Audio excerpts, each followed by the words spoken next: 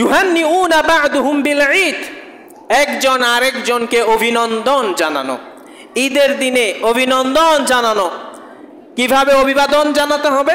আল্লাহ নবীর একটি হাদিস রয়েছে, কানা আসহাবু রাসূলিল্লাহ সাল্লাল্লাহু আলাইহি ওয়াসাল্লাম, আল্লাহ রাসূলের সাহাবীরা যখন একজনের সাথে আরেকজনের দেখা হতো ঈদের দিনে, ইযা আলতাকাউ ইয়াউমাল ঈদ ইয়াকুলু বা'দুহুম লিবা'দিন তাকাব্বালাল্লাহু মিন্না ওয়া মিনকুম।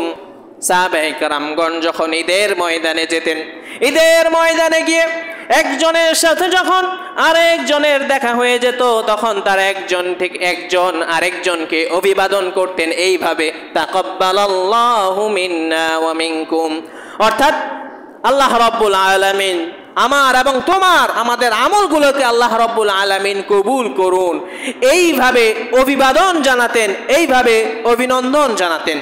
তো আমরাও যখন ঈদগাহ ময়দানে যাব এইভাবে অভিনন্দন জানাবো, এই পদ্ধতিতে অভিবাদন জানাবো। তারপরে আমাদের দেশে আমরা যখন